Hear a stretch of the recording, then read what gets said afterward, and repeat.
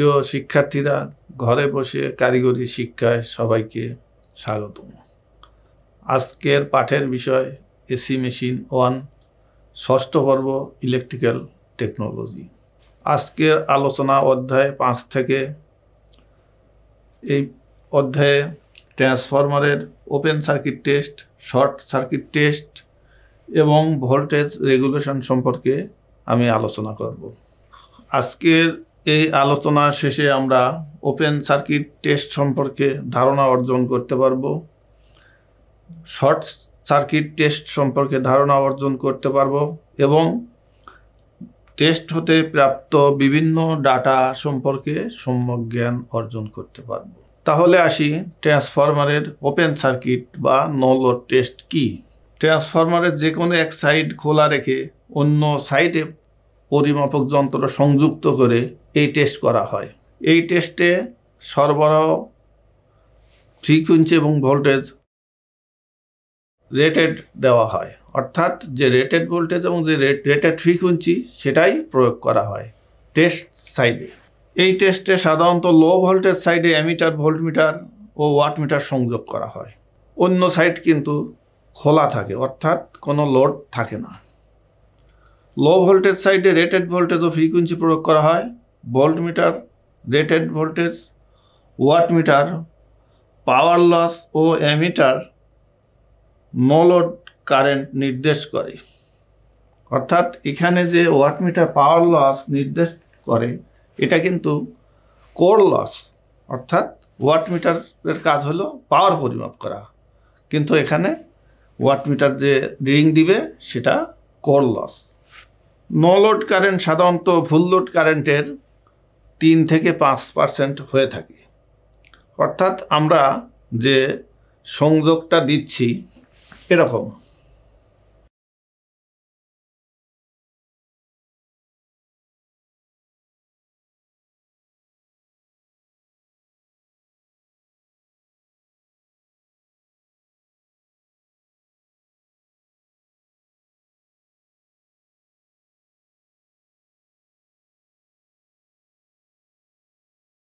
এখানে লক্ষ্য করো, এখানে আমাদের ট্রান্সফরমার এক সাইড কিন্তু ওপেন আছে। এখানে একটা অ্যামিটার লাগানো আছে, এখানে একটা ওয়াট মিটার লাগানো আছে, এখানে একটা ভোল্ট মিটার লাগানো আছে। একটু পরেই আমরা মূল সার্কিটে চলে যাব। তাহলে এখানে দেখি নো লোড কারেন্ট সাধারণত ফুল লোড কারেন্টের 3 থেকে 5% হয়ে থাকে। যেহেতু এখানে সেকেন্ডারিতে ওপেন আছে, এই জন্য এখানে খুবই কম পরিমাণ কারেন্ট এর মধ্যে দিয়ে প্রবাহিত হবে। এবারে আমরা আসি ওপেন সার্কিট টেস্টের বর্তনীতে। ওপেন সার্কিট টেস্টের বর্তনীতে দেখা যাচ্ছে এখানে আমাদের ট্রান্সফরমার। এখানে লক্ষ্য করো যে হাই সাইড কিন্তু ওপেন রাখা হয়েছে, লো সাইডে আমাদের পরিমাপক যন্ত্র সংযুক্ত করা হয়েছে। তাহলে কি কারণ থাকতে পারে? আমরা কিন্তু যে কোনো সাইডেই পরিমাপক যন্ত্র লাগাতে পারি। এখানে হাই সাইড ওপেন রাখলে একটা সুবিধা পাওয়া যায় যে ওপেন সার্কিট টেস্টে সামান্য কারেন্ট প্রবাহিত হবে এখান দিয়ে। যেহেতু সেকেন্ডারি ওপেন, এজন্য এই পাশে কারেন্ট খুবই কম হবে, যার ফলে অ্যামিটার সাড়া নাও দিতে পারে। এজন্য আমরা যে সাইডে কারেন্টটা বেশি, অর্থাৎ লো সাইড, ভোল্টেজ যে সাইডে কম সেই সাইডে কারেন্ট বেশি থাকবে, এই জন্য এই পাশে আমরা পরিমাপক যন্ত্র সংযোগ করেছি। এখানে লক্ষ্য করে একটা অ্যামিটার, একটা ওয়াট মিটার, এখানে একটা ভোল্ট মিটার। এখান দিয়ে যে কারেন্ট প্রবাহিত হয় তাকে I0 দ্বারা নির্দেশ করা হয়েছে। এখানে V1 সাপ্লাই। এখানে কিন্তু যেহেতু এখানে আমরা পরিমাপক যন্ত্র সংযোগ করেছি, এই জন্য এই সাইডকে প্রাইমারি হিসেবে বিবেচনা করা হচ্ছে। ওয়াট মিটারের 2টো কয়েল থাকে, একটা হলো কারেন্ট কয়েল আর একটা হলো প্রেসার কয়েল, সিসি এবং পিসি। তাহলে আমরা ওপেন সার্কিট টেস্টে কি কি তথ্য বের করতে পারি সেটা দেখি। এখানে I0 no load primary current. No load primary কারেন্টে কিন্তু দুইটা কম্পোনেন্ট, একটা হলো এক্সাইটিং কম্পোনেন্ট, আরেকটি হলো ম্যাগনেটাইজিং কম্পোনেন্ট। এটাকে ওয়ার্কিং কম্পোনেন্টও বলা হয়। এইখানে একটা ভেক্টর চিত্র আছে, লক্ষ্য করো। এখানে কিন্তু I0 দেওয়া আছে। I0-র দুটো কম্পোনেন্ট, একটা হলো I মিউ, এটা হলো ম্যাগনেটাইজিং কম্পোনেন্ট, আর একটা হলো এক্সাইটিং কম্পোনেন্ট। এখানে যে অ্যাঙ্গল φ0, তাহলে আমরা এটা যদি অতিভুজ হয় এটা হবে ভূমি, এই সাইডটা কিন্তু হবে লম্ব। তাহলে লক্ষ্য করো, এক্সাইটিং কম্পোনেন্ট হলো কস কম্পোনেন্ট, ম্যাগনেটাইজিং কম্পোনেন্ট এটা হলো সাইন কম্পোনেন্ট। আবার লক্ষ্য করো, ওয়াটমিটার রিডিং P সমান VI cos θ, আমাদের যে ইকুয়েশান সেখান থেকে কিন্তু এখানে আমরা আসতে পারি W0 সমান V1 I0 cos φ0। সার্কিটটা আবার লক্ষ্য করো, এখানে কিন্তু আমাদের ওয়াটমিটার, এখানে ভোল্টমিটার, এখানে এমিটার, আমাদের মিটার কিন্তু তিনটি। তাহলে লক্ষ্য করো, W0 সমান V1 I0 cos φ0। এখান থেকে আমরা cos φ0, এটা কিন্তু power factor, no load power factor. তাহলে no load power factor cos φ0 সমান W0 divide by V1 I0। এখানে লক্ষ্য করো, R0 নো লোড রেজিস্ট্যান্স, ওহমের সূত্র, ভোল্টেজকে যদি কারেন্ট দ্বারা ভাগ দেই তাহলে আমরা রেজিস্ট্যান্স পাই। এখানে লক্ষ্য করো I0 cos φ0, এটা কার সমান? Exciting component. তাহলে আমরা ভোল্টেজকে এক্সাইটিং কারেন্ট দ্বারা যদি আমরা ভাগ দেই তাহলে রেজিস্ট্যান্স পেতে পারি। Reactance X0 no load reactance, no load reactance V1 divide by I mu. I mu সমান লক্ষ্য করো I0 সাইন φ0। তাহলে আমরা এখান থেকে নো লোড রিঅ্যাকট্যান্স পেতে পারি। এবারে ওপেন সার্কিট টেস্ট হতে আমরা কি কি তথ্য পেতে পারি সেটা লক্ষ্য করো। 1 নম্বর, কোর লস। কোর লস কিন্তু দুই প্রকার, এডি কারেন্ট লস এবং হিস্টারেসিস লস। এইখানে যে ওয়াটমিটারের যে রিডিং, এটা কিন্তু কোর লস নির্দেশ করবে। এখানে কিন্তু কপার লস থাকবে না। কেন থাকবে না? অর্থাৎ এখানে কারেন্ট খুব কম থাকবে, নগণ্য, অর্থাৎ I0-র পরিমাণ থাকবে খুবই কম, যার ফলে এখানে কোর লস নির্দেশ করবে, কপার লস হবে নগণ্য। যেহেতু P সমান I² ইন্টু R, তাহলে I যদি নগণ্য হয় তাহলে এই কোর লস হবে, এখানে পাওয়া যাবে কোর লস শুধু, আর কপার লস হবে নগণ্য। 2 নম্বর, নো লোড কারেন্ট। অ্যামিটার থেকে যে রিডিং পাবো সেটা হবে আমাদের নো লোড কারেন্ট I0। এই নো লোড কারেন্ট থেকে আমরা দুইটা কম্পোনেন্টে ভাগ করতে পারবো, একটা হলো এক্সাইটিং কারেন্ট বা এক্সাইটিং কম্পোনেন্ট, আর একটা হলো ম্যাগনেটাইজিং কম্পোনেন্ট বা ম্যাগনেটাইজিং কারেন্ট, এটা হলো I মিউ। অর্থাৎ এটা হবে কস কম্পোনেন্ট, এটা হবে sine component. No load power factor, এটা আমরা বের করতে পারি, একটু আগে আমি দেখিয়েছি। নো লোড রেজিস্ট্যান্স, ওহমের সূত্রের সাহায্যে এটা বের করা যায়। নো লোড রিঅ্যাকট্যান্স X0, এটাও আমরা নির্ণয় করতে পারি। তাহলে আমরা এই তথ্যগুলা নো লোড টেস্ট থেকে বের করতে পারি। ওপেন সার্কিট টেস্টের সময় কি কি সাবধানতা প্রয়োজন লক্ষ্য করো ওপেন সার্কিট টেস্টে আমাদের যে বর্তনীটা ছিল সেটা কিন্তু এরকম ছিল।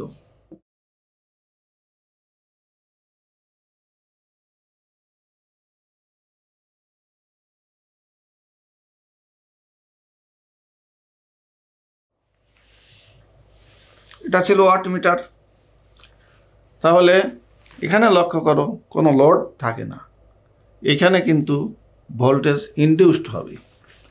তাহলে খোলা বা ওপেন সাইডের টার্মিনাল দ্বয় ভালোভাবে ইনসুলেট করে রাখতে হবে, তা না হলে এখানে ইলেকট্রিক শক লাগতে পারে, এটা একটা রিস্ক হতে পারে। রেটেড ভোল্টেজ সরবরাহের মাধ্যমে টেস্ট করা উচিত। টেস্ট সাইড এটা হলো আমাদের যে সাইডে আমরা টেস্ট করছি, এই সাইডে এখানে যে ভোল্টেজ সাপ্লাই দেওয়া হবে এই প্রান্তের ভোল্টেজের কোনো ক্রমেই বেশি হবে না। নাম্বার 3, পরিমাপের সুবিধার্থে হাই সাইড ওপেন রাখা উচিত।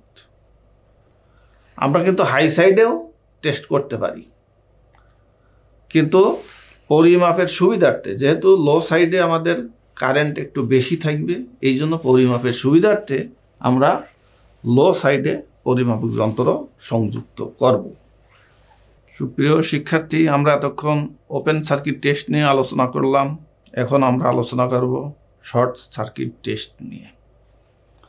এই ক্ষেত্রে আমাদের এক সাইড শর্ট সার্কিট করা থাকবে, অর্থাৎ ট্রান্সফরমারের একটা সাইডকে আমরা শর্ট সার্কিট করে রাখব, অন্য সাইডে আমরা পরিমাপক যন্ত্র সংযুক্ত করব।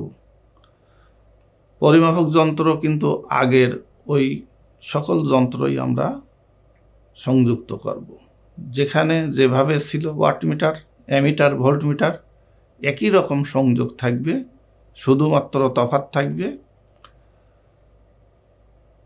ওপেন সার্কিটের পরিবর্তে এবার সেকেন্ডারিটা শর্ট করে রাখব একটি মোটা তারের সাহায্যে। এই ক্ষেত্রে কারেন্টকে সীমিত রাখার জন্য পরিমাপক যন্ত্র যে সাইডে লাগানো আছে সেই সাইডে 5 থেকে 10% ভোল্টেজ প্রয়োগ করা হবে, অর্থাৎ ওই সাইডের যে রেটেড ভোল্টেজ সেই ভোল্টেজের 5 থেকে 10% ভোল্টেজ দিলেই ওই পাশে রেটেড কারেন্ট চলে আসবে। রেটেড কারেন্টের বেশি যদি আমরা কারেন্ট প্রবাহিত করি তাহলে ট্রান্সফরমারটি কিন্তু পুড়ে যেতে পারে। এবারে আমরা বর্তনী লক্ষ্য করি। আগের যে বর্তনী ছিল এখানে ওপেন ছিল, এবার এখানে শর্ট করা হয়েছে। অ্যামিটার কিন্তু এখানেই ছিল, ওয়াটমিটার এখানেই ছিল, ভোল্টমিটার কিন্তু এখানেই ছিল, শুধু তফাৎ এখানে একটা ভেরিয়াক লাগানো হয়েছে। এই ভেরিয়াকের সাহায্যে আমরা এখানে ভোল্টেজকে আস্তে আস্তে বৃদ্ধি করতে পারবো। এখানে কিন্তু আমরা এসি সাপ্লাই দেওয়া থাকবে, তাহলে ভেরিয়াকের মাধ্যমে আমরা ভোল্টেজটাকে আস্তে আস্তে বৃদ্ধি করব। ওই সময়ে যখন রেটেড কারেন্ট প্রবাহিত হবে এর বেশি আমরা কারেন্ট এখান দিয়ে প্রবাহিত হতে দেব না। এই সাইডে রেটেড কারেন্ট পরিমাপের জন্য এখানে কিন্তু একটা এমিটার লাগানো আছে। এই ক্ষেত্রে লো সাইড শর্ট করা হয় সাধারণত, আর হাই সাইডে পরিমাপক যন্ত্র লাগানো হয়। আমরা কিন্তু লো সাইডেও পরিমাপক যন্ত্র লাগাতে পারি। তাহলে কি সুবিধা পাওয়া যেতে পারে? হাই সাইডে যদি আমরা পরিমাপক যন্ত্র লাগাই তাহলে লো রেঞ্জের পরিমাপক যন্ত্র অর্থাৎ এমিটার লো রেঞ্জের দ্বারাই পরিমাপ করা যাবে। হাই সাইডে কারেন্টের পরিমাণ থাকে কম, এই জন্য আমরা হাই সাইডের এই সাইডে এমিটার লাগানো হয়েছে। লো সাইডে কারেন্ট বেশি থাকে, এই জন্য এই পাশটা আমরা শর্ট করে দিয়েছি। এবারে আমরা শর্ট সার্কিট টেস্টের কিছু ক্যালকুলেশন করব। এখানে WSC অর্থাৎ শর্ট সার্কিট পাওয়ার, এখানে কিন্তু কপার লস নির্দেশ করবে। শর্ট সার্কিট কারেন্ট অর্থাৎ ওই সময় যে কারেন্ট প্রবাহিত হবে সেই কারেন্টটা এমিটারে দেখাবে short circuit voltage. Short circuit টেস্টের সময় যে ভোল্টেজ প্রয়োগ করা হয় সেটা হলো শর্ট সার্কিট ভোল্টেজ, ভিএসসি দ্বারা নির্দেশ করা হয়েছে। এখানে আমরা সমতুল্য রেজিস্ট্যান্স আর ই অর্থাৎ ইকুইভ্যালেন্ট রেজিস্ট্যান্স পরিমাপ করতে পারবো। যে সাইডে টেস্ট করছি আমরা সেই সাইডের কিন্তু ইকুইভ্যালেন্ট রেজিস্ট্যান্স আর ই, এটা প্রাইমারি হতে পারে আবার সেকেন্ডারি হতে পারে। সমতুল্য রিঅ্যাক্ট্যান্স এক্স ই দ্বারা নির্দেশ করা হয়েছে, সমতুল্য ইম্পিডেন্স জেড ই। তাহলে এবার আমরা আসি পাওয়ার সমান আই স্কোয়ার আর একটা ফর্মুলা, পি সমান আই স্কোয়ার আর। তাহলে এখানে ওয়াট মিটার যে রিডিং দিচ্ছে WHC, এখানে হলো অ্যামিটারের রিডিং, এখানে হলো ইকুইভ্যালেন্ট রেজিস্ট্যান্স। তাহলে এখান থেকে আমরা পাওয়ারের সমীকরণ থেকে এখান থেকে আমরা ইকুইভ্যালেন্ট রেজিস্ট্যান্স বের করতে পারি। অর্থাৎ ইকুইভ্যালেন্ট রেজিস্ট্যান্স এই পাশকে আইএসসি স্কোয়ার দ্বারা ভাগ দিলে আমরা পেয়ে যাচ্ছি। এইখানে লক্ষ্য করো ইম্পিডেন্স ওহমের সূত্র, ভোল্টেজকে যদি কারেন্ট দ্বারা ভাগ দিই তাহলে ইম্পিডেন্স পাওয়া যায়। তাহলে আমরা এখান থেকে ইম্পিডেন্স বের করতে পারি। এখানে লক্ষ্য করো ইকুইভ্যালেন্ট রেজিস্ট্যান্স পেলাম, এখানে লক্ষ্য করো ইম্পিডেন্স নির্ণয় করলাম। এখন আমাদের রিঅ্যাক্ট্যান্স, ইকুইভ্যালেন্ট রিঅ্যাক্ট্যান্স যদি বের করি তাহলে জেড ই স্কোয়ার মাইনাস আর ই স্কোয়ার, ইম্পিডেন্স ত্রিভুজ থেকে এটা পাওয়া যায়। আবার লক্ষ্য করো পাওয়ারের সমীকরণ WHC সমান বিএসসি আইএসসি কস আইএসসি, এটা কিন্তু পাওয়ার ফ্যাক্টর।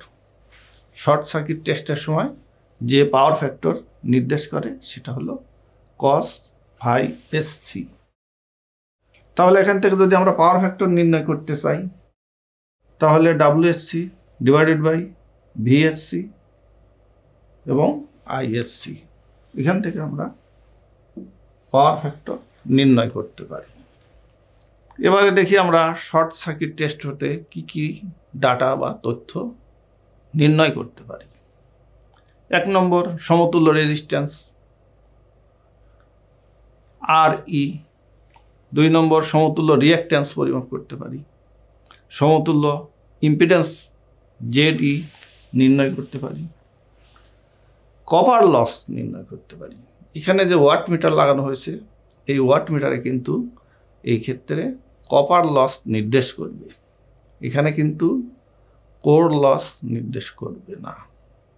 অর্থাৎ যখন সেকেন্ডারি শর্ট করা আছে এখানে কোরের ভিতর দিয়ে ফ্লাক্সের পরিমাণ খুবই কম থাকবে, যার ফলে এখানে যে লসটা পাবো সেটা হবে কপার লস। এই কপার লস কিন্তু আমরা ফুল লোড বা যে কোনো লোডে আমরা নির্ণয় করতে পারি। শর্ট সার্কিট টেস্ট থেকে আমরা যে তথ্যগুলো পাই তার মধ্যে একটা কপার লস। এই কপার লস কিন্তু ফুল লোড বা যে কোনো লোডে আমরা নির্ণয় করতে পারি। যখন শর্ট সার্কিট টেস্ট করা হয় তখন লক্ষ্য করো যে কারেন্ট প্রবাহিত হয়, এখানে কিন্তু একটা অ্যামিটার দেওয়া থাকে, এটা যদি রেটেড কারেন্ট প্রবাহিত করা হয় অর্থাৎ এই পাশে রেটেড কারেন্ট প্রবাহিত করা হয় তাহলে যে কপার লস পাওয়া যায় সেটা হবে full load copper loss. Full load copper loss যদি আমরা নির্ণয় করতে পারি তাহলে হাফ লোডেরও নির্ণয় করতে পারি। আবার যদি আমরা টেস্টের সময় এমিটারের মধ্যে দেওয়া অর্ধেক কারেন্ট প্রবাহিত করতে পারি অর্থাৎ রেটেড কারেন্টের অর্ধেক কারেন্ট প্রবাহিত হয় তাহলেও কিন্তু আমরা ফুল লোড কারেন্টে কপার লস নির্ণয় করতে পারি। লক্ষ্য করো পি সমান আই স্কোয়ার আর, কপার লসের আমাদের ফর্মুলা। তাহলে কপার লসটা কিন্তু নির্ভর করবে কারেন্টের বর্গের সাথে, অর্থাৎ কপার লস কারেন্টের বর্গের সাথে সমানুপাতিক। তাহলে যদি 2 অ্যাম্পিয়ার কারেন্ট প্রবাহিত করে যে লস পাওয়া যাবে, তাহলে 4 অ্যাম্পিয়ার যদি কারেন্ট প্রবাহিত করি তাহলে 4 স্কোয়ার অর্থাৎ 4 স্কোয়ার 16। এভাবে কিন্তু আমাদের কপার লসটা নির্ণয় করতে পারবো। শর্ট সার্কিট টেস্টের সময় কি কি সাবধানতা অবলম্বন করা প্রয়োজন?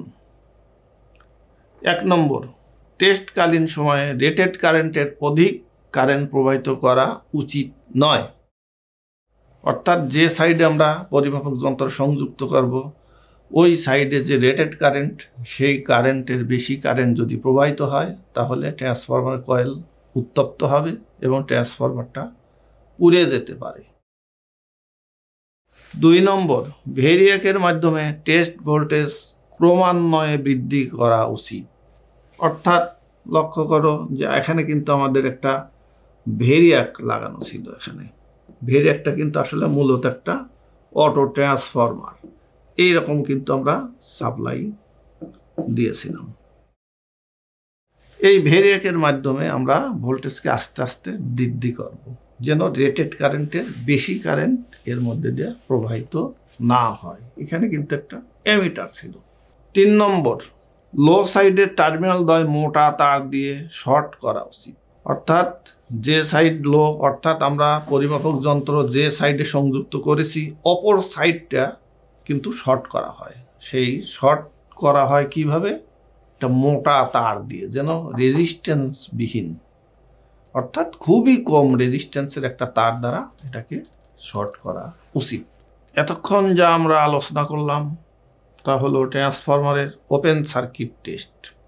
অর্থাৎ ট্রান্সফরমারের ওপেন সার্কিট টেস্ট কিভাবে করা হয়। এখানে মনে রাখবে, এক সাইড ওপেন রাখা হয়, কোনো লোড থাকবে না। অন্য সাইডে পরিমাপক যন্ত্র, ভোল্টমিটার, ওয়াটমিটার এবং এমিটার সংযুক্ত করা হয়।